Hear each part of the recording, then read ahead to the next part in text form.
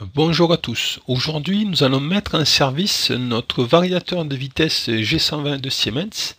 Nous allons le configurer en Profinet. Vous savez qu'on a vu plein de petits exercices, mais un tel variateur avec la carte de communication Profinet, donc c'est la meilleure des utilisations. Alors, je vous fais voir un petit peu le schéma. Comme d'habitude, donc vous avez ici, ça change pas, hein. On a ici le power module, dont l'alimentation de la carte de puissance, on va dire. Et ici, dans le control unit, la carte de commande, ici, on n'est pas c'est pas obligé, mais ici, je vais l'alimenter en 24 volts. Alors, pourquoi l'alimenter en 24 volts?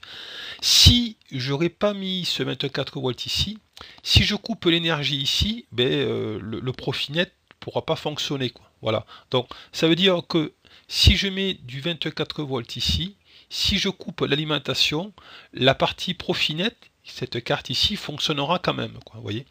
Donc ensuite, l'autre partie, là, il y a forcément le Profinet qui arrive, enfin, le câble réseau qui arrive ici, avec le protocole Profinet. Ça vient d'où?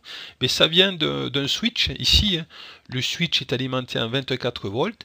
Ici, on vient depuis le réseau de l'entreprise. Moi, c'est depuis ma box. Ensuite, là, on part du switch, on part vers l'automate, puis on part vers le variateur de vitesse, et ici, on part vers le PC. Voilà, c'est un simple switch. L'alimentation classique du 230 alternatif en 24 volts courant continu. Et après, sur un schéma industriel, on aurait pu mettre des borniers comme ça pour répartir tous les plus, tous les moins. Donc forcément, c'est critiquable. On aurait pu mettre plusieurs disjoncteurs. Moi, là, j'en ai mis un seul.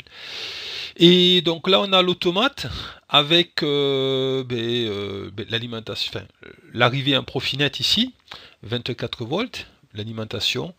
Alors moi, j'ai un petit 71200 hein, de Siemens, bien sûr. Ici, on a la partie les cartes d'entrée, hein, on alimente plus moins.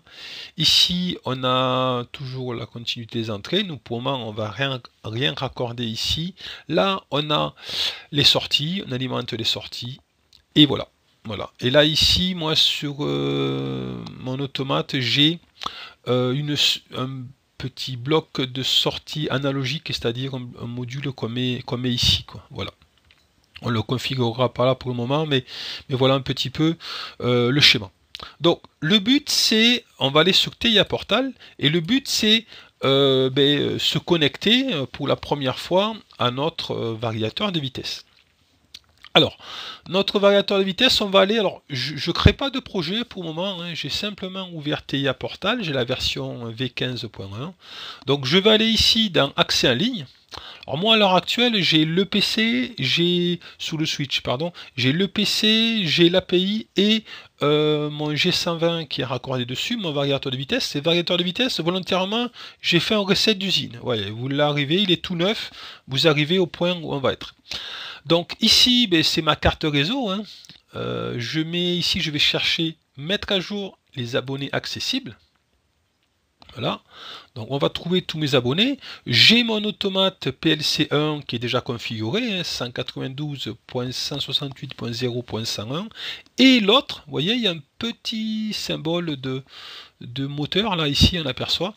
Donc ici, on a l'adresse MAC qui est ici. On va cliquer dessus. On n'a pas trop le choix. En ligne et diagnostic. Et ici, on va lui affecter une adresse IP et on va lui donner un nom. Donc là, j'ai pas trop le choix en fait. Je vais à fonction, c'est classique, affecter adresse IP, et là, directement, je vais marquer l'adresse, on va reprendre la .100, 192.168.0.100, et après le masque de sous-réseau, bon, qui va bien, hein, donc 3 x 255, classe C, et j'affecte l'adresse IP. Voilà. C'est affecté. Ici, j'affecte un nom. Alors là, je vais l'appeler, je mets en minuscule variateur 1, par exemple. Alors, ce nom, très important, faut le garder, quoi. Faut pas, quand on va créer vraiment le vrai programme, le projet, faudra garder variateur 1. Si on met le nom natif du projet, je crois qu'il met entraînement, ça ne marchera pas. Donc surtout le nom, il faut le noter, il faut le garder, tout comme l'adresse IP, il faut la garder. Donc variateur 1. Et là je mets affecter un nom, et donc là en ce moment il est en train de lui envoyer tout ça, le nom et l'adresse IP. L'adresse IP c'est fait. Là je vais faire, ben voyez, ça l'a mis à jour, variateur 1, et on a l'adresse IP, donc très bien. Donc là j'ai fini pour ça.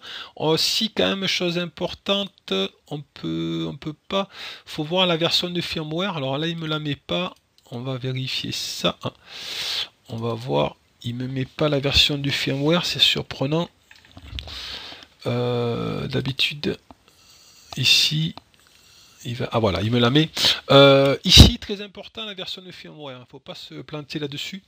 C'est la version V4.7.15. Voilà, V4.7.15. On verra après. Et après, il y a le caractéristique du matériel.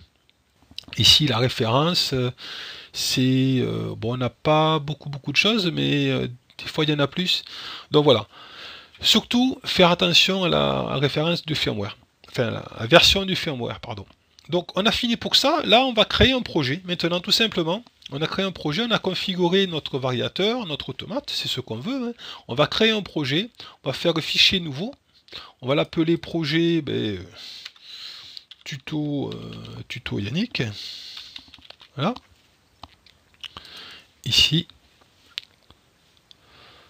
Donc une fois que le projet est créé, on va ajouter tous les éléments. Hein. Donc ajouter un appareil. Bon, c'est classique. Là, je vais choisir mon contrôleur. Donc c'est un S7-1200 et c'est un 1214 DC-DC avec le Profinet. Voilà. Bon, ça c'est classique. Hein. On a déjà fait des tutos là-dessus, des vidéos. Hein. Donc ça c'est classique. Ensuite, on a, là on a que j'ai mon seul appareil. Hein. Ici, j'ai mon seul automate et je vais lui ajouter forcément mon variateur de vitesse. Voilà. Si vous n'avez pas ça, c'est que c'est des options hein, qu'il y a sur TIA Portal, c'est qu'il n'est pas complet si vous avez entraînement. Hein. Donc ici entraînement, je choisis mon G120, alors c'est celui-là, 250S-2. C'est celui-là, alors voilà, la version 4.7.10 et alors là j'ai pas la 4.7.15. Donc en fait, dans mon variateur de vitesse, on l'a vu, on vient de le voir, j'ai la 4.7.15 et là sur TIA Portal, j'ai la 4.7.10. Alors, je peux pas le mettre à jour parce que j'ai que TIA Portal V15.1. Il me faudrait une plus récente, la V17 par exemple. Donc là, malgré tout, ça fonctionnera en fait. Comme mon variateur a une version plus récente que TIA Portal, ça fonctionnera. Ça me mettra un avertissement, mais ça fonctionnera. Voilà. Idéalement, il faudrait que j'ai la 4.7.15, la même version que le variateur de vitesse, je me répète. Donc on fait ça, ok. Donc ici, on a configuré ça. Dans mon réseau, vous voyez ici, j'ai les deux. Alors il faut que je les relie, hein, les deux forcément. Là, ils sont pas reliés. Je relie les deux. Je clique là-dessus. Mais je vais lui mettre ma partie puissance. Donc ma partie puissance, alors que je me rappelle, la partie puissance, c'est là 240. Je crois que c'est celle-là. 240. Ça doit être celui-là. 240. Je m'en souviens plus. La partie puissance. Il faudrait que je regarde dessus. C'est la partie 240. Oh, ça doit être celui-là. Ça doit être celui-là. C'est celui-là, voilà. 200. Je suis quasi sûr. Bon, on va voir. Je ne connais pas par cœur. Donc, j'ai fait ça. Ici, je reviens à mon réseau pour voir un peu plus clair. Là, j'ai pas configuré encore mes adresses IP, hein. Donc ici, je clique sur l'adresse IP. Alors, je vais un peu vite, mais on l'a déjà fait, hein. Dans des tutos. Je vous invite à voir les précédents tutoriels, notamment sur TIA Portal. Donc là, c'est 192.168.0.101. Voilà. Et après, l'autre, c'était, il s'appelle PLC, le même nom. Et l'autre, c'était 192.168.0.100. Voilà. Et surtout le nom, alors voilà 0.100, et je disais surtout le nom, voilà, le nom du variateur. Vous voyez là, il s'appelle entraînement. Donc, ça ne fonctionnera pas si je me connecte. Donc il faut que je l'appelle, on l'avait appelé variateur 1. Il faut que je le nomme variateur 1. Donc ici, je vais là, et là, je fais variateur, je mets le nom variateur 1. Voilà. Le nom qu'on avait trouvé dans qu'on avait fait ici, dans accès en ligne, rappelez-vous, hein. Le nom qu'on lui avait pas trouvé, qu'on avait déclaré, hein. Donc là, j'ai normalement configuré le tout, normalement. On va tester, hein, toujours pareil, on va se mettre en ligne, on va voir un petit peu ce qu'il nous dit. Donc je me mets ici, je me rappelle ici, je viens souvent là pour vous comprendre un petit peu le réseau, comment il est. Là, je vais charger dans l'appareil la configuration du matériel. On y va. Donc je fais la recherche des abonnés compatibles. Il va me le trouver, j'espère. Voilà, PLC me l'a trouvé et là je charge. Voilà. Donc on charge ça.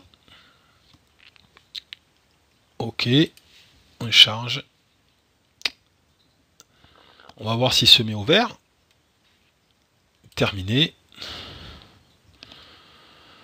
Ensuite, bon, il ne se met pas au vert, je ne me suis pas mis en ligne, hein. Ici, on peut voir, on peut se mettre en ligne. Alors là, il me dit, forcément, ouais, il me met, oui, il faut envoyer celui-là, hein. Donc là, je charge dans l'appareil ici, de mon variateur. Donc je lance la recherche, il va me trouver mon variateur, voilà, Synamix 100, je charge ici. Là, il me met, je télécharge, comme c'est pas la même firmware, je le télécharge. Et normalement, il va fonctionner. Je vais pouvoir communiquer. Il va me mettre un message de un message de warning, attention, mais je l'ai déjà fait fonctionner, ça fonctionne, quoi. Il y a encore le message d'erreur parce que j'ai pas, je répète, la même version de firmware. Alors ça met toujours un petit peu de temps, hein, c'est normal, hein, quand on fait ça, ça met du temps, donc on va attendre un petit peu.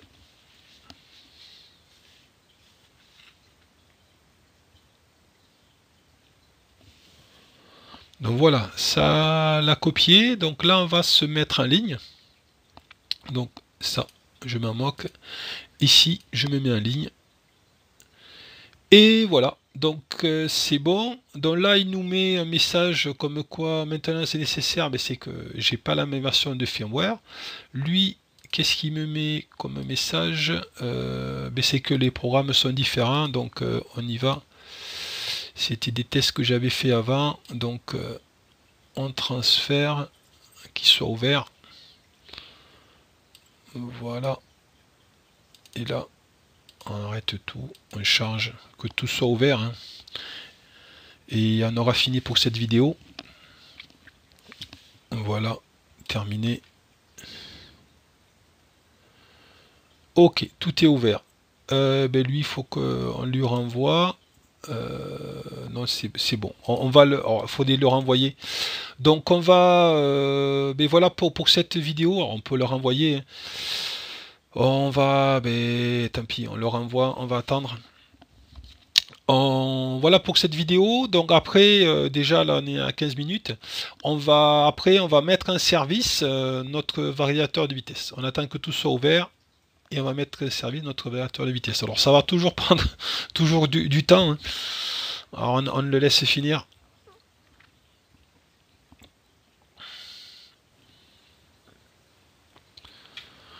Voilà. Donc c'est transféré. Donc ça y est. Tout est ouvert. le message que je vous ai dit tout à l'heure. On a fini pour ce tutoriel. Donc, prochain tutoriel, la mise en service depuis TIA Portal.